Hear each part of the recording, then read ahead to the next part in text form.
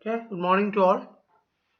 So today we will be discussing about two coupled oscillator, and in our last discussion we were discussed about the frequency of free vibration and normal coordinate system. Now we'll just give a brief introduction about two coupled oscillator, then we'll extend our discussion into a triatomic molecule case. Yesterday I shared that this small oscillation concept will be more useful when you explain the lattice vibration of two atoms or three atoms for a diatomic case or triatomic case. So where we can actually replicate the same kind of oscillation you can see over in that discussion. So before coming to that discussion, let me start with the two coupled oscillator. This is a similar like a system where we have a two atoms are together. Okay, it's similar like a case of diatomic case. So let me just draw two atoms over here. Okay, so these are two atoms, and a two coupled oscillator case, you know that when you consider a harmonic oscillator, so which we normally will interconnect with a spring, right? So we have to interconnect with the spring as well here.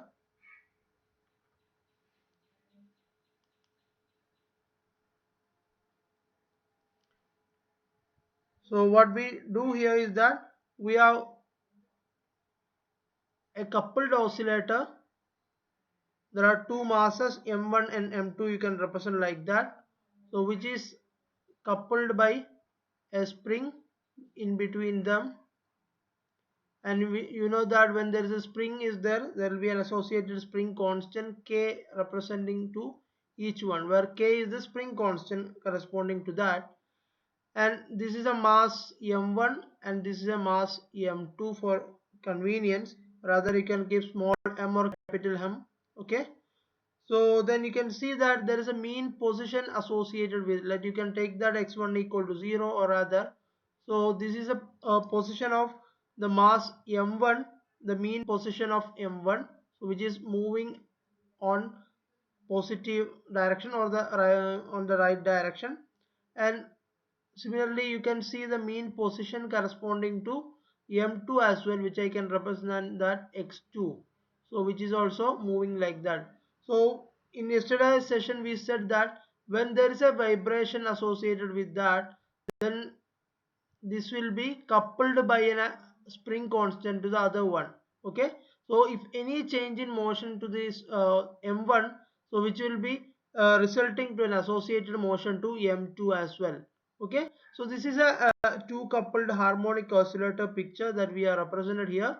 So it's similar like a diatomic case, so it can closely related in the case of a diatomic case as well.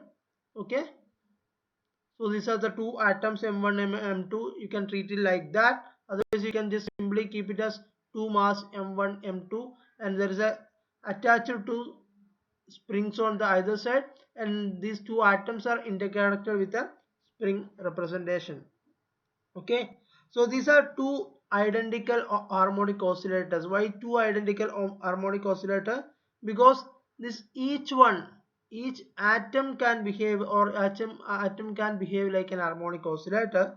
So we consider that there are two identical harmonic oscillator here, so which is coupled. Okay, what is coupling means, because any change in with respect to this m1 will result a change in m2 as well. That's why we call as coupled harmonic oscillator. So we have two identical harmonic oscillators here.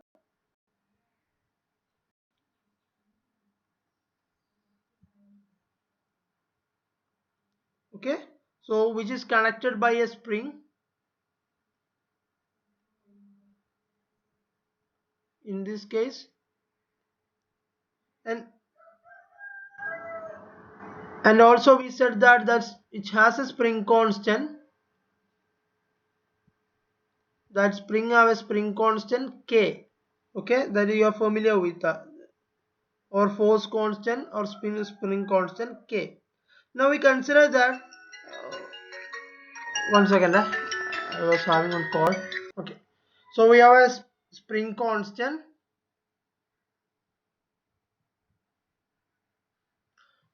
Spring constant K will be there. Now we consider that there is a motion. As I said, this is moving on the x direction. Okay, so we consider a motion here. So this problem you may be already have done in your classical mechanics first or second module, but let me take the example once again because that will be more clear when we coming to triatomic discussion. So let us consider the motion in x direction, and the potential energy in that case, will be equal to, we can say that V equal to half kx1 square. Let me take this example, that's why kx1 square plus half kx2 minus x1 the whole square. Okay, then we plus half kx1 square, and this is equation number 1. Okay, so why do we in potential energy we have to take the individual potential energy and the coupled potential energy here. That's why we have a half kx2 minus x1 square additional term also we are able to find in this representation. This one, the last one is kx2, okay, not kx1. So we have potential energy V equal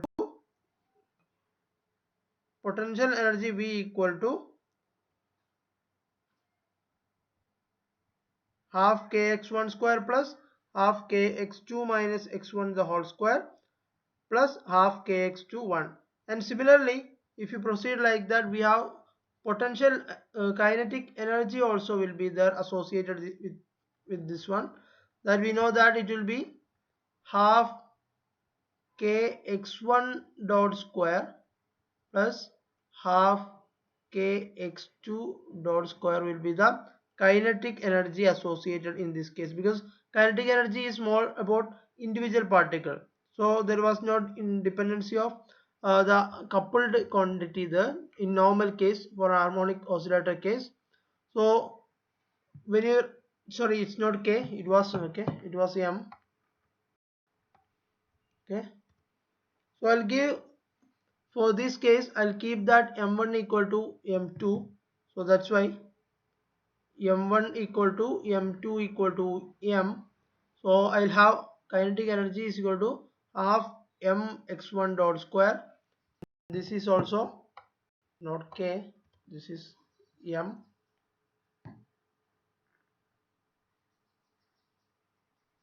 Okay, so we got potential energy and kinetic energy associated with the harmonic oscillator. And now we have, since we got a kinetic energy and the potential energy, now we need to find the Lagrangian of this one. Okay, so Lagrangian if you find, which is L equal to T minus V, right? Okay, then if you extend T minus V is, you can just keep this together, then you will get T minus V. And the Lagrangian motion in this case, we know the Lagrangian equation of motion in this case will be, as we know the equation corresponding to that, it will be d by dt of dou L by dou x1 dot, okay, or xi dot minus dou L by dou xi equal to 0 in general. Okay, so in this case if you try to apply the Lagrangian equation of motion, then you will be finally ending up in the position m1 x dou x double dot mx1 double dot k,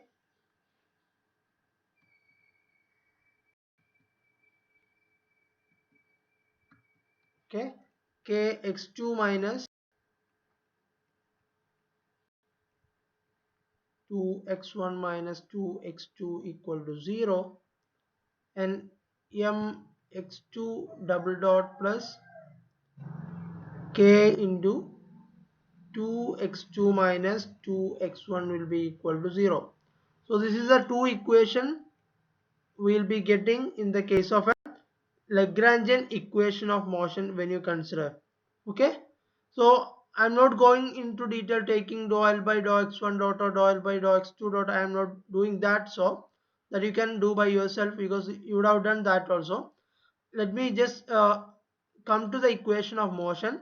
So if you consider a two coupled oscillator, the corresponding equation of motion will be look like that, like mx1 double dot plus k2x1 minus kx2 equal to 0, and mx2 double dot plus k2x2 minus x1 will be equal to 0. These are the two equations representing the Lagrangian equation of motion for a harmonic oscillator. Now we know that this equation has a second order differential equation representation. So when you consider the solution of this one, the solution of this equation will have, the solutions are, first solution will be, the first solution corresponding to x1, if you try to solve it out, that will be a1 cos omega t. Okay, so since it's second order differential equation, we'll have a corresponding representation in terms of x1 equal to a1 cos omega t, and we'll have x2 will be getting us a2 cos omega t over here. Okay, similarly, same case we already have seen in the case of when you have dealt with the wave equation representation in electrodynamics as well. There also, when we have a second order differential equation, the corresponding solution will be have a cosine or sine function. So we'll represent in cosine function now. So x1 equal to a1 cos omega t, x2 equal to a2 cos omega t. Okay, now what we do here is that we'll have x1 equal to a1 cos omega t and a2 equal to x2 cos omega t. Now we can substitute this into the one, we have x1 double dot is here, right? Okay, we have x1 double dot is here, and we have x2 double dot is there. So you can substitute this back into the equation there. Okay, we have x1 equal to and x2 equal to, like this we got, and now we got the corresponding solution. Now we can take x1 double dot and x2 double dot, and you can substitute that into the equation, right? So when you substitute that into the equation, we'll have corresponding equation like this.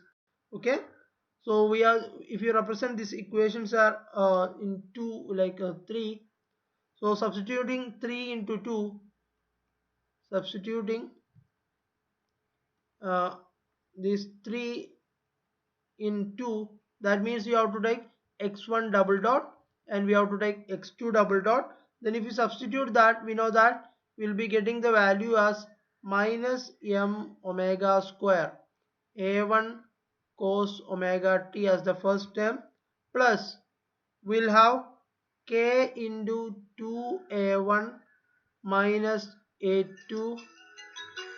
Okay, sorry, 1 second.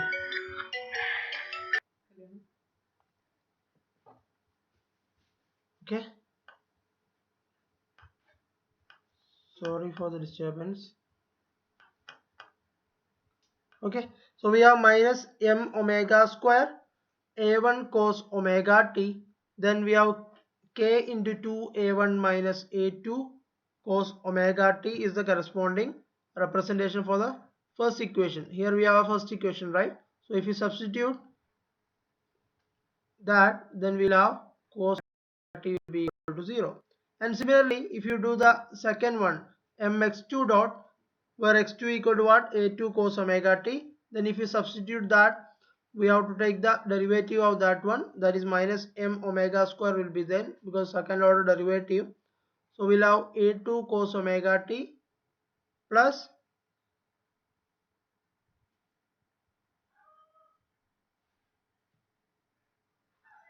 we'll have k into 2a2 minus a1 cos omega t, which will be equal to 0.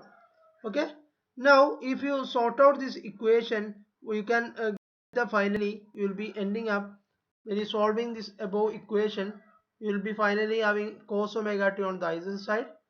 Then you can sort it out, then you can finally reach up to a representation like that, that is 2k minus m omega square a1 minus k a2, okay, k a2 equal to 0. This is the first equation corresponding to this one, and the second one will be minus k a1 plus 2k minus m omega square a2, which is equal to 0. So this will be our equation number 4 and 5. Okay, so what we have done, then we have taken cos omega t outside because this is common in both terms, and we have just rearranged this equation. Then we finally ended up, the first equation becomes 2k minus m omega square a1 minus k a2 equal to 0, and the second one will be minus k a1 plus 2k minus m omega square a2, which is equal to 0. Okay, now we know that when you try out to keep this in a form of a representation of a matrix or a determinant representation, so we'll get the coefficient corresponding to a1 and a2 will be occur in the case. That means you can represent this as rather like a determinant form, that is 2k minus omega square m, let me keep it like this, minus k 2k minus m omega square, which is equal to 0. Okay, or rather you can just represent this equation in terms of how you can just represent this as 2k minus m omega square minus k and 2k minus m omega square, okay, as a matrix representation, and a1 a2 you can keep it as a1 a2 will be equal to 0. Okay, then you can just take the determinant over that, then you will be getting the equation corresponding to the first one. Okay, so what I do here is that I need to get the value corresponding to the omega. Okay, so first when I do the determinant of this one, so I'll get an equation that 2k minus m omega square minus k square equal to 0. Okay, so that is 2k minus m omega square minus k equal to 0, right? So this is our first equation. So this equation as a representation, okay, because there will be a square as well, sorry, okay, this will be a square as well. So because we know that a square minus b square representation, so here we keep it as 2k minus m omega square, because when you do the determinant of this one, you will have 2k minus omega square m square minus k square representation will be there, so which is equal to 0, and which we can further represent as 2k minus m omega square minus k equal to 0, and that is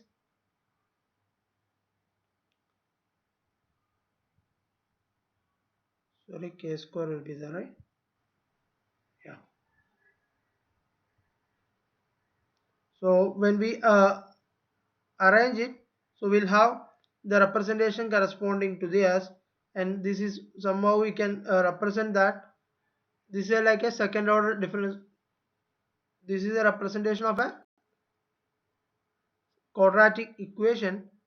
So the solution of this one will be two-way, will be having, that is 2k plus or minus k by m will be the corresponding solution of that equation. Okay, and we know that when you consider the solution of this equation, quadratic equation, we'll have two solutions. Since it's quadratic, we'll have two solutions, that is omega 1 will be equal to 3k by m and omega 2 equal to root k by m. So there will be two solutions associated this one, because we started all with a single frequency. Now when you find out this solution of this two coupled oscillator, so we finally ended up in a state that there are two associated frequency with that, that is omega 1 omega 2, and which we represented as equation number 6 corresponding to that. And now if you substitute this in equation number 3, okay, then if you substitute this in equation number 3, omega 1 equal to root 3k by omega, let you take that, substitute omega 1 equal to root 3k by m in our equation number 3. What was your equation number 3? It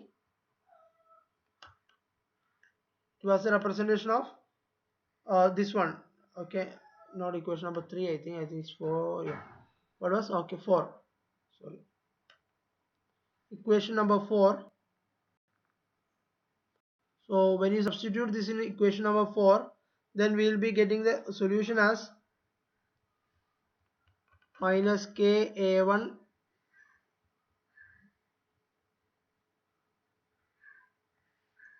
minus ka1 minus ka2 will be equal to 0, and what we getting is that a1 will be equal to minus a2. So that's how you will be getting the corresponding representation. So this will take it as equation number 7. Okay, when you're substituting omega 1, so we are getting the solution as like this. And similarly you can do substitute omega 2. Okay, so we can substitute omega 2 equal to root 3 k by m in equation number 4, or rather you can keep in equation number 5 as well. So then you will be getting a1 will be equal to a2. Okay, and what we are basically we are getting is that, so when where there is a solution, the two solutions are we are getting is that when we have x1, okay, sorry, x1 equal to a cos omega 1 t, okay, which is equal to minus x2, and x1 equal to a cos omega 2 t, which is equal to plus x2. You can see that we have given two frequency, cos omega 1 and cos omega 2, and when you give cos omega 1 t, you will be getting minus x2. When you are give x1 equal to a cos omega 2 t, then you will be correspondingly you will be getting equation 9. This two equation you are actually getting. What it means is that, so that is more important to you, because when you have a system, okay, so when you have a system, first of all you have to understand that we started with a single frequency. So when you find out the solution of this one, we are getting a correspondingly two solution associated with. So if the system is oscillate with the single frequency, with a frequency, for example, so frequency omega 1 at t equal to 0, okay, so let you take the case if the system is oscillating with the frequency omega 1 at t equal to 0. In that case what we observe is x1 is equal to x2, okay, x1 is equal to minus x2, sorry, x1 is equal to minus x2. This implies that, okay, this implies that the oscillation is out of phase, okay, because x1 and x2 are in two different phase condition. So the oscillations are in this case what, it is out of phase in this case. Okay, so we'll have asymmetric or anti-symmetric mode corresponding to this one. So this is we call that asymmetric mode, because if the system is oscillate with a frequency omega 1 at t equal to 0, then we'll get x1 equal to minus x2. The solutions are out of phase to each other. In that case we call as asymmetric mode. And in the second case what we observe is that, so if a system oscillate with the same with the frequency omega 2 here at t equal to 0, then in that the case what we observe is that x1 is equal to x2, so which is equal to the same one, so they are in phase. Okay, so what we observe is that the oscillation has two cases. The oscillations are in phase with each other, in this case with each other, so we call this condition as a symmetric mode. Okay, so we have seen in last class that our discussion, when you look into any case,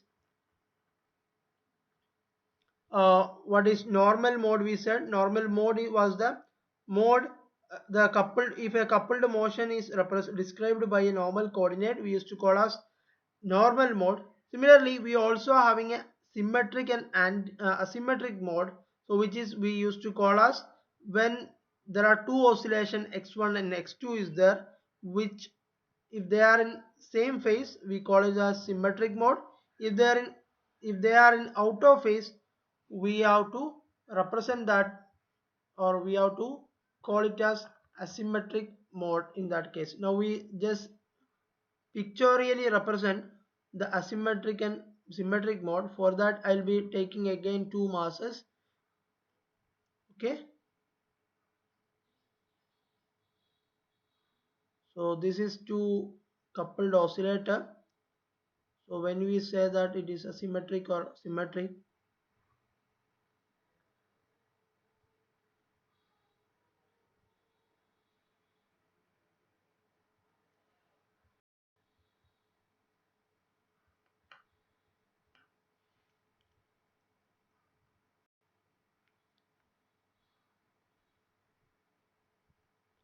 okay, so two coupled oscillator, let me just keep it here also.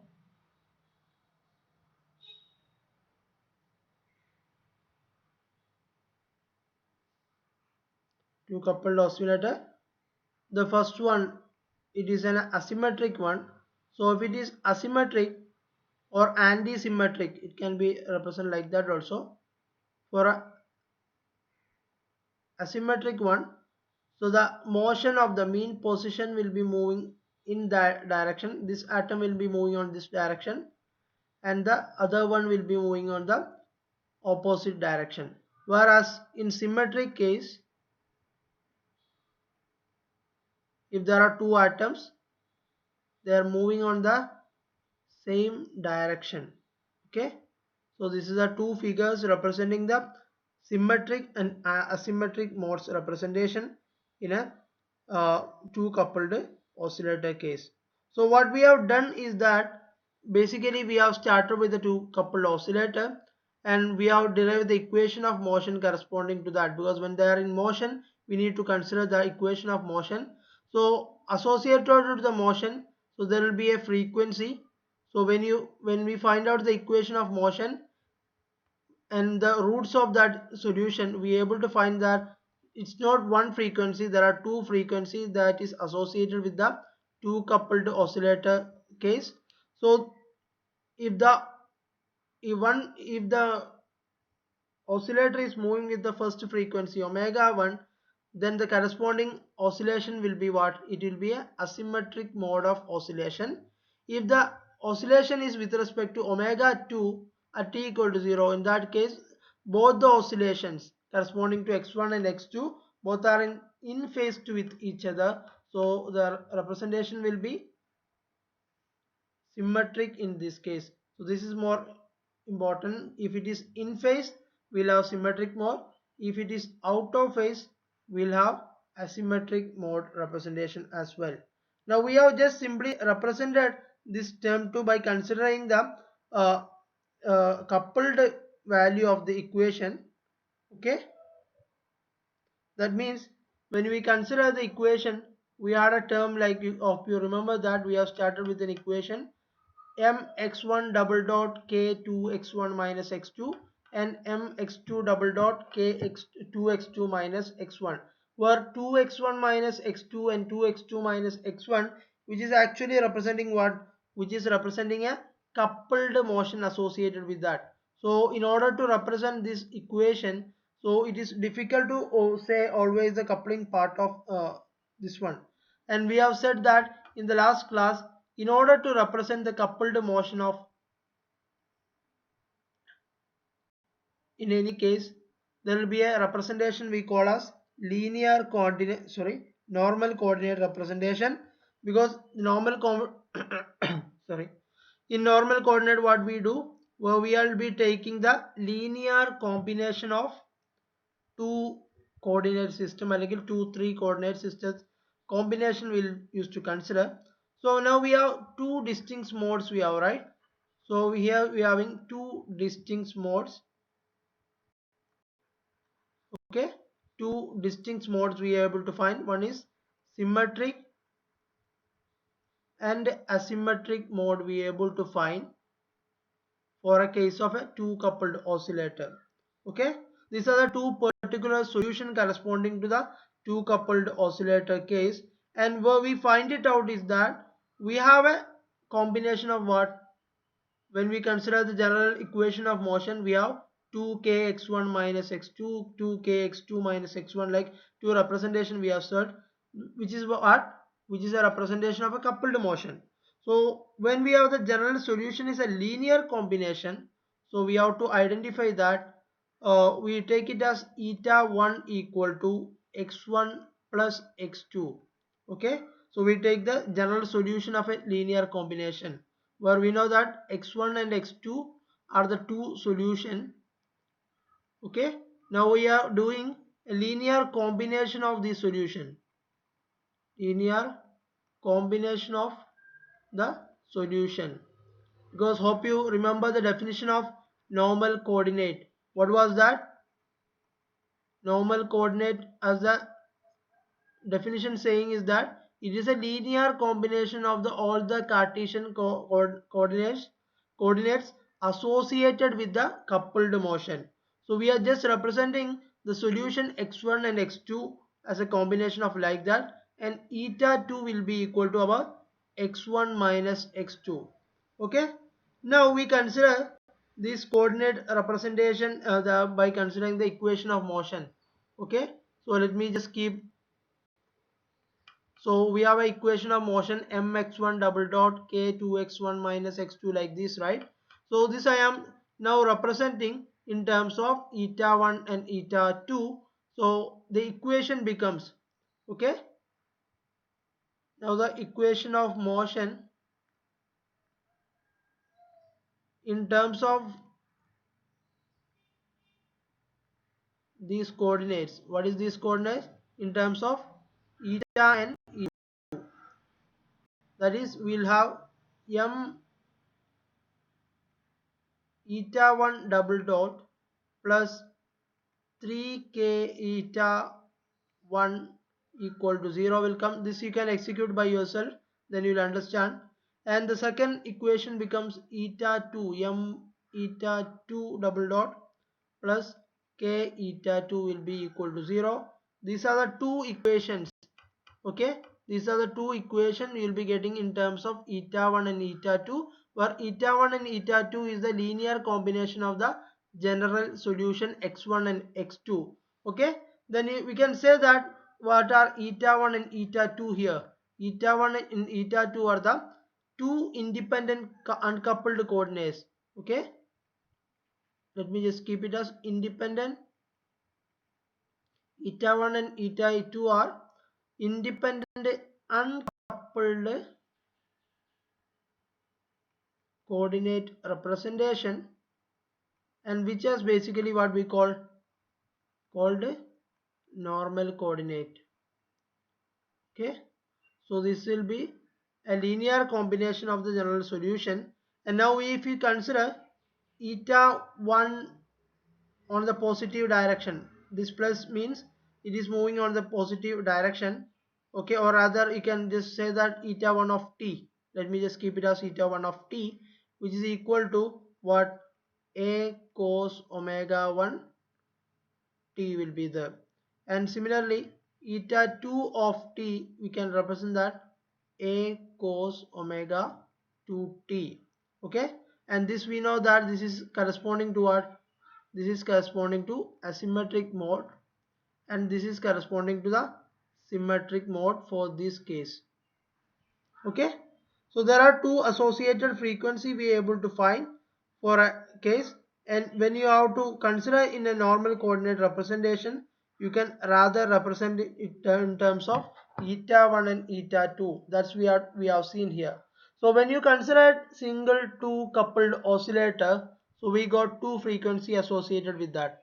Okay, now if you just see that when you consider a two coupled oscillator, there will be associated two frequency modes. Okay, associated two modes of frequency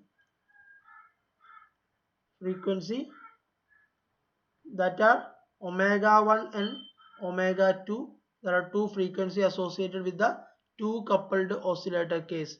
And now we need to discuss about triatomic molecule case. For a triatomic molecule, how this case will be vary. So how many modes will be there for a triatomic modes? That means this two coupled oscillator will vibrate with two frequency, omega 1 and omega 2. It's not one frequency. There will be two frequency associated with the a two coupled oscillator when you consider the two coupled oscillator case. Okay, that's we able to identify. And similarly, you can also find the free vibration of a linear triatomic molecule that we will be discussing on tomorrow. It's about free vibration of linear triatomic molecules. In that discussion, you will be more clear about the use of the today's discussion. Today was a plain discussion because we are not engaged with the discussions of normal coordinate representation in terms of zeta. Okay, tomorrow we'll be taking into the account of okay, tomorrow we'll taking into the account of eta representation as well. So we have considered here two identical harmonic oscillator which is connected by a spring with the spring constant k.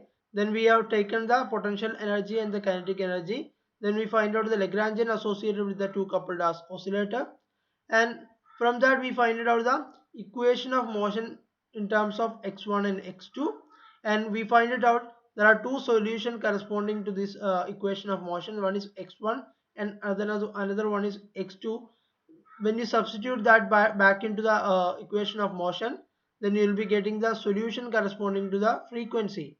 Okay, the frequency will be having two values. One is root 3k by m and the other one is root k by m, because we have got a second order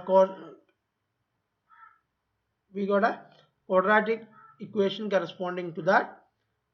And we said that the two coupled oscillator is associated with two frequency omega 1 and omega 2, and there are two modes. One is asymmetric mode, one is symmetric mode.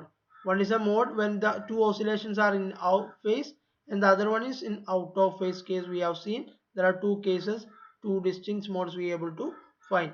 Now and further what we have done, the two distinct modes symmetric and asymmetric, when we have taken as a linear combination of a solution, that is a normal coordinate representation eta 1 and eta 2, and when you substitute that into the equation, so you can get this first equation. Now you can see that it is represented only in terms of eta 1. Earlier it was there is a combination of x2 and x1 was there. Now you can represent simply that equation only by considering eta 1 as the independent coordinate there, and in the second equation there is only one coordinate representation is there, that is eta 2. Okay, earlier it was bit complicated, right? Earlier if you consider that this was mx1 double dot plus k, what was 2x1, right? Something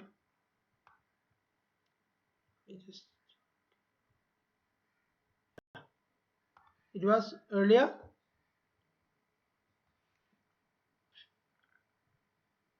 this was earlier what 2x1 minus x2 like equal to 0, and this was mx2 double dot plus k into 2x2 minus x1 like equal to 0. So in this representation there is a coordinate corresponding to x1 and x2 together coming into the picture. So it is difficult to address and so find a solution corresponding to the equation. Now what we have done that by introducing eta 1, so we are able to transform this equation into like this, that is on a single coordinate of eta 1 representation. So in this equation only one coordinate is eta 1 and eta 1 here.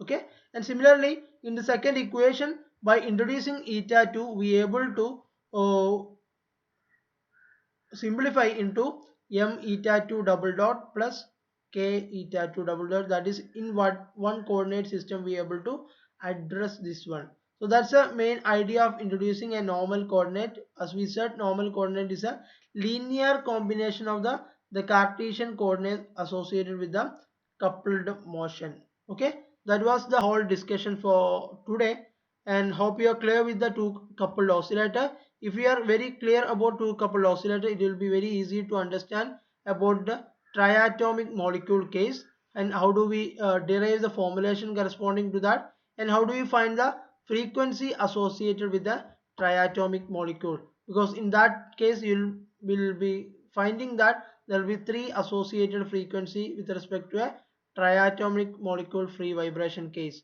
Okay, and how do we extend the normal mode corresponding to that, that we will be discussing in the next class. Hope we will do that in next class so that you won't be confused. Okay, so you just go through two coupled oscillator, be prepared with the two coupled oscillator, and come tomorrow for the discussion. Then we'll further extend our discussion to triatomic molecule discussion, and hope by tomorrow we'll end up the module by completing the discussion on triatomic molecule. Okay, and today's session I'm just winding up. It was a small session, but it's a very important and a basic session to the triatomic discussion for tomorrow. Okay, so if you have any doubt you can ask.